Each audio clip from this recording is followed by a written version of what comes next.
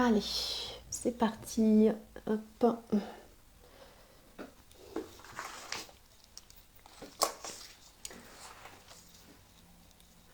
Alors, c'est parti pour ce premier live de l'année. Alors, j'ai changé de téléphone en fait, donc j'espère que je vais pouvoir voir qui est là, etc., les commentaires. Je vais attendre un petit peu que quelques personnes arrivent pour éviter de faire un monologue. Sinon, ça sera donc en différé. Normalement, ça devrait être parti.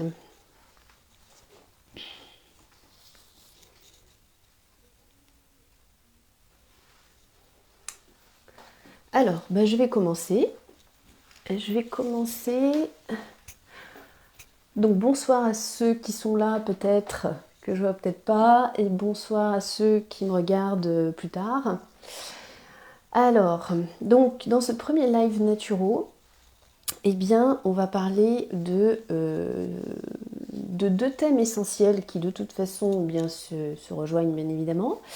Donc ça va être non pas la digestion, mais les digestions. Et vous allez voir pourquoi on ne parle pas que de la digestion, mais qu'on parle des digestions, ainsi que des toxines. Et donc bien évidemment, vous avez compris que tout ça est bien souvent lié. Hop. Alors en plus de ça, c'est vrai qu'en début d'année, souvent on entend parler beaucoup, c'est le grand truc, c'est la détox. Donc la détox, les trucs de détox qui arrivent comme ça en début d'année. Parce que il y a eu des excès, souvent, pas tout le temps, mais souvent, et donc on ressent ce besoin-là de détoxifier son organisme.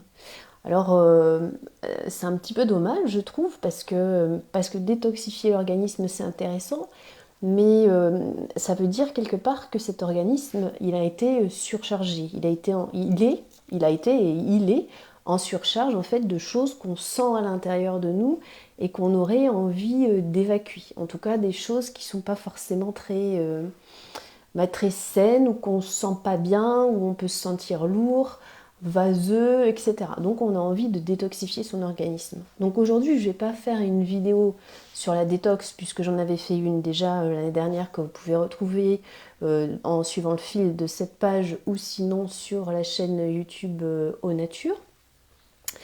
Mais on va plutôt parler de ces digestions, de ces différentes digestions et puis des toxines. Alors, donc pourquoi est-ce que déjà on parle des digestions? Parce qu'il y a la digestion, bien évidemment, le truc, on se dit en premier abord, la digestion, on va dire physique, donc métabolique, etc. Donc ça va être la digestion de ce que l'on mange en matière finalement, en nourriture, en aliments, et puis les digestions émotionnelles. C'est pour ça que je parle toujours des digestions et non pas de la digestion, même si les deux sont souvent bien liés, mais c'est pour faire la différence en fait et pour bien voir qu'il y a deux sphères d'action, même si elles se rejoignent, il y a quand même deux sphères d'action donc sur ces digestions. Alors, si il y en a qui sont là, si vous voulez bien me faire un petit commentaire, j'espère que je parle pas dans le vide et que ça va au niveau du son et tout ça. Donc je continue. Donc bien sûr, évidemment, pour la digestion, on va dire physique, tout le monde connaît et tout le monde se doute que la digestion passe évidemment par les intestins. Donc je vais faire quand même un petit rappel, c'est-à-dire qu'on a plusieurs émonctoires dans notre corps, et donc les émonctoires, c'est ce qui nous sert à la fois assimiler, mais aussi à éliminer. Donc on a bien sûr les reins, les poumons, la peau, pour les femmes on a l'utérus, le foie et les intestins. Donc là bien évidemment ça va être les intestins et le foie, on va dire en priorité. Et donc qu'est-ce qu'on va bien pouvoir faire? Le son est très bon. Super. Mais par contre, je vois les commentaires dans l'autre sens. Mais c'est pas grave. Si vous me voyez faire comme ça, je ne sais pas comment je peux faire avec mon super nouveau téléphone. Mais bon, voilà. Donc c'est pas grave. En tout cas, merci Muriel pour ton commentaire. Donc, Oui, donc je disais, par rapport à la digestion, donc tout ce qui est aliments, etc., donc on a évidemment les intestins qui vont être là pour digérer tout ça, mais j'en reviens à ce que je disais au début, c'est-à-dire qu'on a les digestions. Donc on a cette fameuse digestion des aliments, de la nourriture, mais aussi la digestion psychique.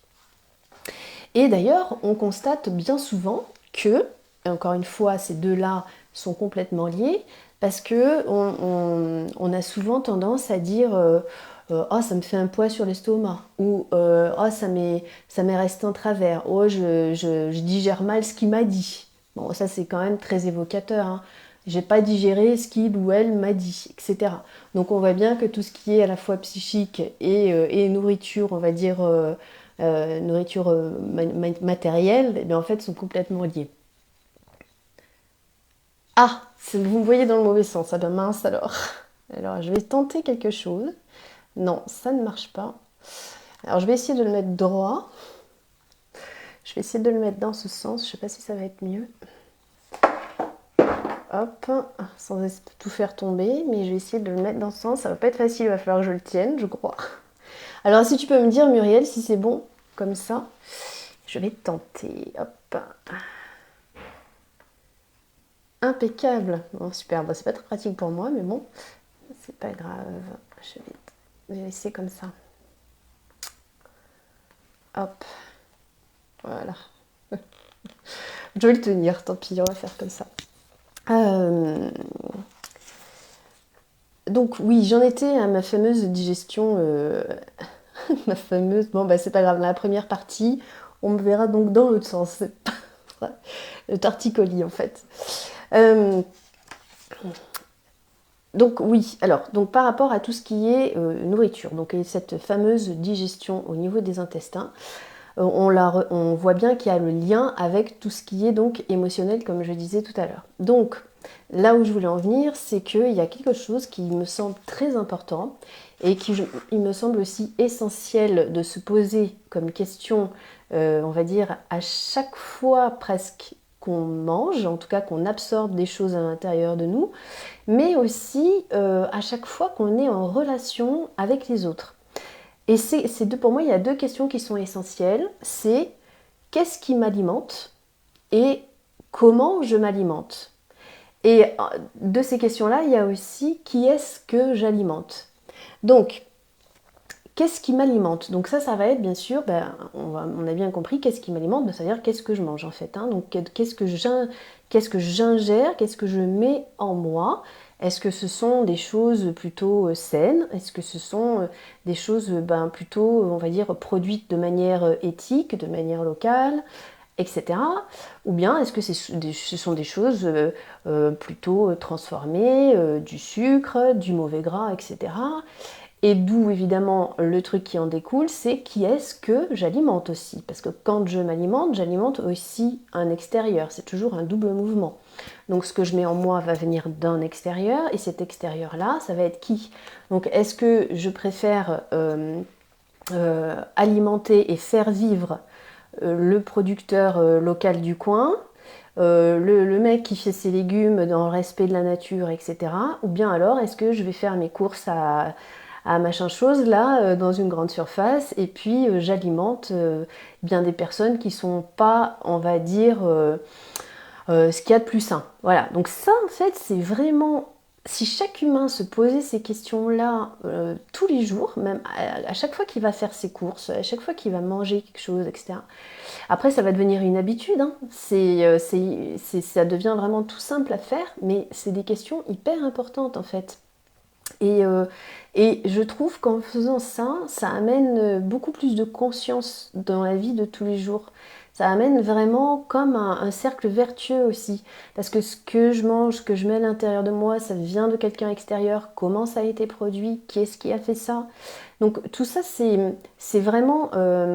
on ne peut pas séparer les deux. On ne peut pas séparer cet intérieur et cet extérieur. Parce qu'après, ce que je vais avoir en moi, bien évidemment, c'est ce qui va aussi m'aider à vivre. C'est ce qui va alimenter ma force vitale. Ou pas, d'ailleurs. Parce qu'il y a tout à fait des choses, que ce soit des aliments, mais que ce soit autre chose, hein, des médicaments, etc., qui ne vont pas du tout alimenter ma force vitale, mais qui, au contraire, sont plutôt néfastes? Ou bien est-ce que je mets à l'intérieur de moi des choses qui sont tout à fait dans le sens de la vie et qui vont me fortifier et qui vont m'aider et qui vont alimenter ma force vitale? Donc ça, c'est vraiment hyper important. Et ce comment aussi, ce comment je m'alimente, donc comment est-ce que j'ingère les aliments, ça c'est quelque chose que je vois très souvent ici en séance, c'est-à-dire qu'il y a beaucoup de gens en fait qui mangent et qui en même temps vont regarder la télévision par exemple. Donc je veux dire, il y a le truc qui est complètement déconnecté, c'est-à-dire que le cerveau il est en train d'essayer d'absorber des aliments, essayer de manger, etc. Et en même temps, il est dans un truc en face, absorbé par une espèce de télévision avec des messages qui sont, on va dire, pas du tout dans le sens de la vie. Donc en fait, là, il y a des messages contradictoires qui sont aussi envoyés au corps et à l'esprit. Donc ça ne va pas. Et là, il y a un gros décalage en fait. Et comment voulez-vous que la digestion se fasse s'il y a autant de décalage en fait? Parce que le cerveau, il essaye d'être connecté dans les deux endroits, à la fois dans ce qu'il ingère et à la fois dans ce qu'il est en train de regarder. Enfin, c'est toute une confusion. Et en plus de ça, souvent, quand la télévision est allumée, ben, les gens en mangent très très vite. Donc, il n'y a pas le première étape de digestion, j'ai envie de dire, qui se passe dans la bouche, qui est correctement faite. Donc tout le travail va être fait après par l'estomac, par les intestins. Donc c'est comme si on leur infligeait un double, un triple travail en fait. Et ça n'a pas de sens. Donc ça c'est vraiment aussi très important dans ce comment je m'alimente, c'est qu'est-ce que je fais pendant que je mange quoi? Est-ce que je suis, on va dire, en conscience, même si c'est un grand mot, mais en tout cas, est-ce que je suis centrée avec ce qui est dans mon assiette? Est-ce que aussi, par exemple, avant, je vais regarder ce que j'ai dans mon assiette en me disant ouais, c'est chouette. Est-ce que avant, c'est moi qui ai préparé ce que je vais manger? Bien, est-ce que j'ai laissé ça faire à un industriel, n'est-ce pas? Donc là, forcément, ça a aussi des incidences sur la digestion. Donc sur la digestion physique, mais aussi sur la digestion émotionnelle. Donc ça, c'est vraiment des choses de base, vraiment. Mais ça peut paraître être complètement du bon sens, mais moi, je le vois bien, en tout cas. Il y a beaucoup de gens qui ont oublié. En fait, c'est pas qu'ils savent pas, c'est des choses toutes simples, mais ah mais oui, c'est vrai. C'est comme si on rallumait un peu des trucs, des petites cases là. Ah tiens, oui, c'est vrai. Ah oui, j'avais zappé ça. Donc on est en train de comme semer les graines en fait pour revenir dans quelque chose de plus cohérent et de plus sensé. Donc surtout, vraiment toujours avoir bien à l'idée ces questions-là à se poser avant. Comment je m'alimente? Qu'est-ce qui m'alimente? Qui est-ce que j'alimente? Et à partir de là, en se posant vraiment ces bonnes questions, eh bien, on peut construire quelque chose d'intéressant. Moi, je pense que c'est une des clés, en tout cas, pour que ce monde marche un petit peu mieux et aille dans un sens plutôt intéressant.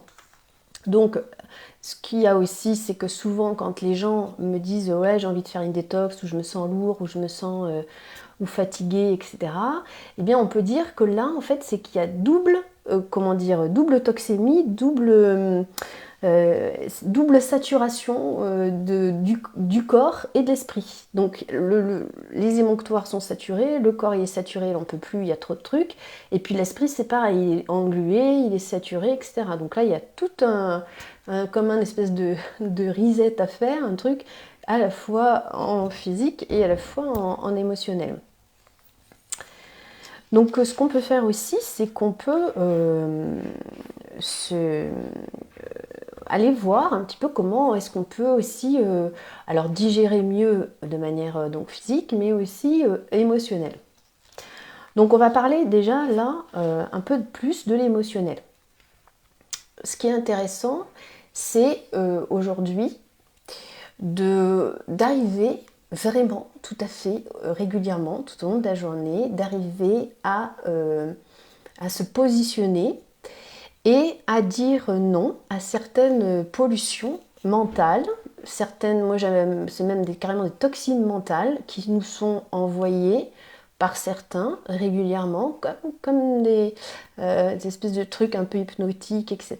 Et quand on prend conscience de ça, on arrive à dire stop.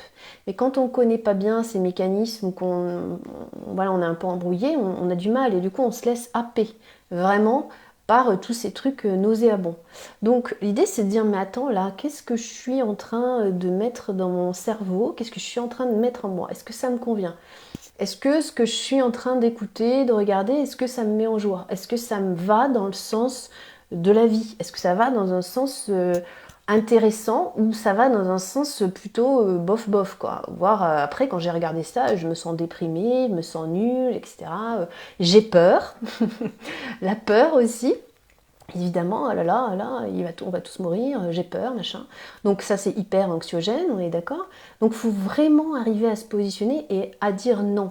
C'est-à-dire ne pas alimenter. Ne pas alimenter ce genre de choses. Parce que plus ça va être alimenté, on en revient à ce qu'on disait au début, ben, plus ça va être alimenté, ben, plus on va en absorber, plus on va se nourrir de ça. Alors c'est pas l'idée du tout. Au contraire, c'est vraiment le même principe que quand on se dit, ben voilà, je vais manger bio, je vais manger local, machin. Ben c'est la même chose pour le reste, pour l'émotionnel. Qu'est-ce que je mets à l'intérieur de moi? Qu'est-ce que j'ai envie de manger? On pourrait dire en nourriture plus subtile. Eh bien ça c'est intéressant aussi de se poser la question. Donc vers quoi je vais? Vers quoi j'accorde mon attention? À qui est-ce, encore une fois, qui est-ce que je vais alimenter? À qui est-ce que je vais donner mon temps? À qui est-ce que je vais donner mon énergie? Vous voyez un petit peu? Donc ça, c'est aussi vraiment des choses... ça demande un positionnement, quoi. Ça demande un positionnement dans le non. Oser se positionner et oser dire non, ça, merci, j'en veux pas, hop. Et vous voyez bien qu'en faisant ça, si ce qui est envoyé en face bah, n'a plus d'audience, c'est-à-dire pouf, bah, il n'y a plus personne qui regarde, en fait ça va mourir tout seul. Hop, terminé. Et nous, pendant ce temps-là, ben, on s'alimente d'autres choses et on fait vivre autre chose. Vous voyez un peu le système. Donc ça, moi, c'est vraiment quelque chose que j'essaye de transmettre aussi aux gens parce que c'est hyper important, ça, bien se rendre compte de ça. C'est-à-dire à qui est-ce que j'accorde de l'audience, à qui est-ce que j'accorde mon énergie, à qui est-ce que j'accorde mon temps. Est-ce que c'est un truc mortifère ou c'est un truc bah, dans le sens de la vie, dans le sens de la joie, dans le sens de la confiance, dans le sens de l'énergie. Et c'est vraiment là-dessus qu'il faut aujourd'hui impérativement, à mon sens, se focaliser. Parce que pourquoi les gens ils se sentent mal, gros, empâtés, tout fou, un peu mou même? Eh ben parce qu'en fait, ils ne se nourrissent pas de la bonne façon, à la fois mentalement, émotionnellement et aussi matériellement, on va dire. Donc des choses toutes simples, c'est aussi vraiment se focaliser sur ce que l'on veut. Qu'est-ce que je veux? Qu'est-ce que je veux? De quoi j'ai envie de quoi j'ai envie? Qu'est-ce qui me fait du bien? Voilà, donc aller vers ça, et ça c'est évident, parce que là aussi, évidemment, en faisant ça, vous allez aussi alimenter des gens qui vous proposent des choses qui vont dans ce sens. Donc encore une fois, on est dans un cercle vertueux. Alors n'hésitez pas, je parle, mais si vous avez des questions, j'espère que je bouge pas trop avec mon téléphone, mais je suis obligée de tenir du coup pour qu'il soit dans le bon sens. Bon, j'espère que ça ira mieux la prochaine fois, j'aurai trouvé un réglage, je pense. Mais voilà, dites-moi un peu ce que vous en pensez, si ça fait écho en vous, là, tout ce que je raconte. Et puis si vous avez des interrogations ou des questions par rapport à ça, n'hésitez pas. Et un des bons moyens aussi pour se nourrir d'autre chose, c'est aller dans la nature. Moi, ça, c'est un des meilleurs moyens. Aller dans la nature, ça coûte rien, c'est simple et ça fait beaucoup de bien.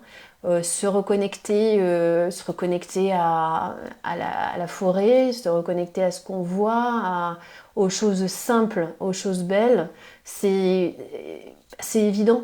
Et on se rend bien compte d'ailleurs vraiment quand les gens, ne serait-ce que d'aller marcher dans un bois ou dans la campagne ou quoi, après on se sent énergisé. Aller marcher au bord de la mer, etc., on se sent énergisé, on se sent rempli de choses qui vont dans le sens de la vie.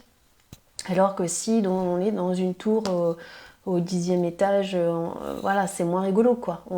C'est évident, mais c'est intéressant aussi d'en prendre conscience. Donc c'est vraiment ça, c'est renouer avec le simple, le beau, le vrai, le concret surtout aussi, le concret vraiment. Et Voilà, et donc ce qui est important aussi de se dire, comme je vous disais tout à l'heure, c'est-à-dire que ce qu'on met à l'intérieur de nous vient d'un extérieur, et donc tout est lié, bien évidemment. Et plus on va avoir un corps en dynamisme, en santé, plus on va avoir notre force vitale qui va être nourrie, et bien plus notre esprit aussi va voir clair. Et le contraire, c'est pareil. Si on regarde des trucs intéressants et tout, et bien en fait, plus notre corps aussi va répondre à ça. Donc c'est toujours dans les deux sens. Et oui, alors Muriel, oui, je comprends. Et c'est là qu'on voit la répercussion directe, en fait, de l'émotionnel. Ce que tu es en train de dire, c'est vraiment un exemple typique.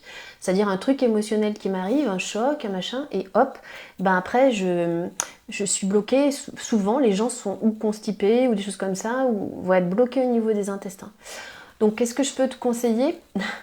Je sais pas que si tu l'as fait, mais souvent quand on vit des choses difficiles ou quelque chose d'un peu traumatisant, on peut être en état de choc, c'est-à-dire un peu sidéré. C'est-à-dire que si on va pas exprimer ce qu'on a ressenti, si ça reste crispé en nous, si ça reste bloqué, si ça reste comme ça un peu figé, bien évidemment tout le corps va se figer. Et évidemment, bah, la vie qui circule habituellement, la vie qui se fait au niveau des intestins, etc., l'estomac et tout, bah, va se figer elle aussi, tu vois.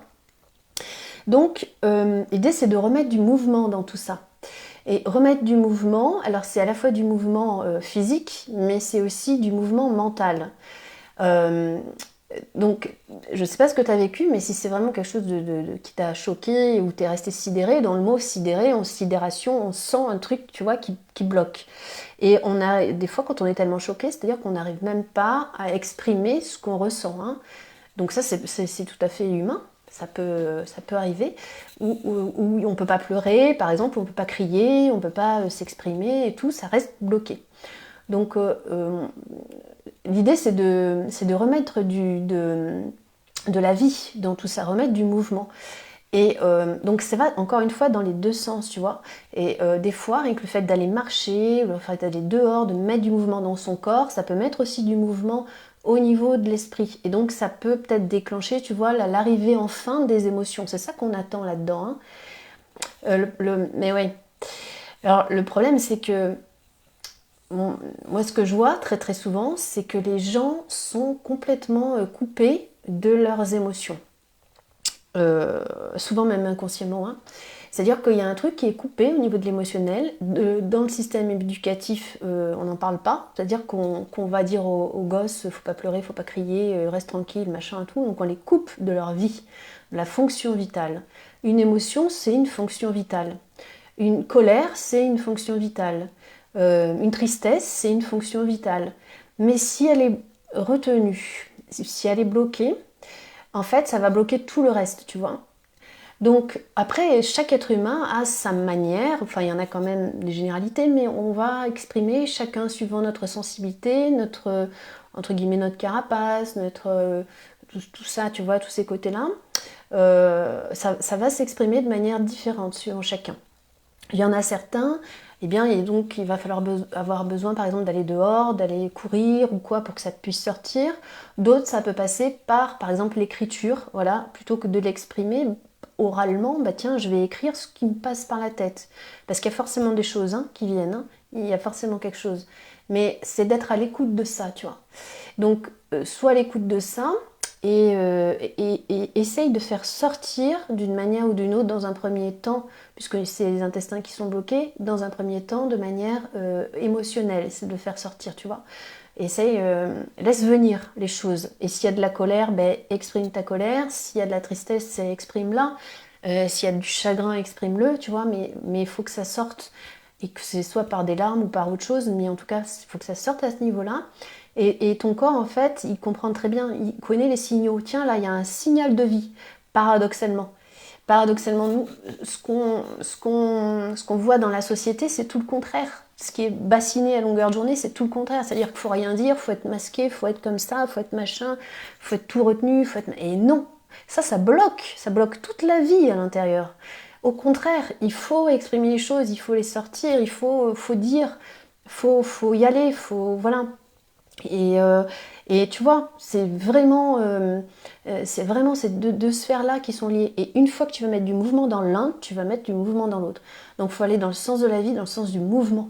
Vraiment, si je peux, en tout cas, j'espère que ça t'éclaire un petit peu, mais c'est pas évident de répondre à ta question comme ça, mais voilà ce que je peux, en tout cas, essayer de te donner comme piste. Ouais, c'est toujours dès qu'on... le corps, en fait, il ment pas. Voilà ce que je veux dire. C'est que le corps, il ne ment pas. Si on est bloqué au niveau intestinal, c'est qu'il y a forcément quelque chose qui a fait que ça a été bloqué. Et notre corps, il est en train de nous informer de quelque chose. Ton corps, il est en train de t'informer de quelque chose qui est bloqué, peut-être en toi, tu vois.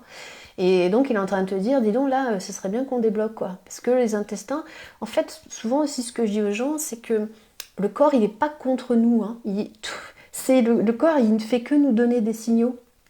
Si on est malade, si on a des trucs, c'est des signaux. Et paradoxalement, encore une fois, à ce qu'on veut nous faire croire, c'est des signaux de vie.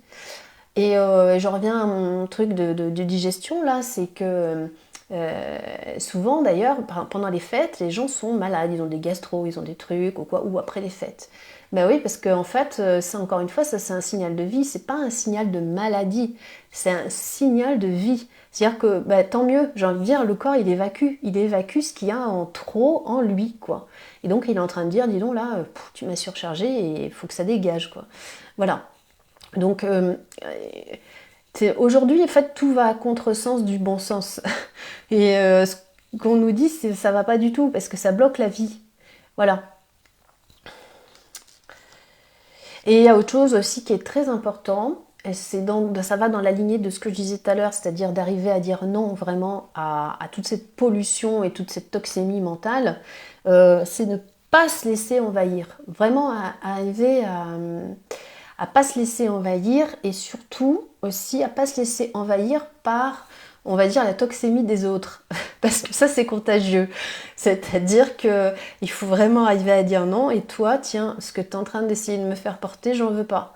Aujourd'hui, c'est ce à quoi on assiste à grande échelle. Hein. C'est-à-dire que des gens qui sont pas nets, eh bien, ils essayent en fait de faire porter ça aux autres. Donc c'est arriver à en prendre conscience et se dire mais non, attends, moi, je porte pas ça pour toi, tu te débrouilles avec. Et renvoyer, comme renvoyer. Et ça, c'est hyper important, parce que si tout le monde fait ça, et ben en fait, ça va être beaucoup plus juste, et on sera dans un monde beaucoup plus juste.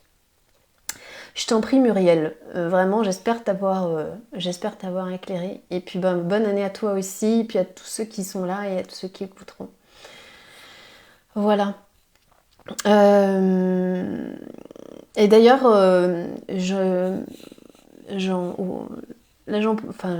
j'ai une pensée pour Jean-Marie, en fait, qui était un monsieur qui venait me voir au cabinet et, euh, et qui était quelqu'un de très connecté à la nature, etc., mais qui, hélas, avait un passif, on va dire, médical assez lourd, voire très lourd.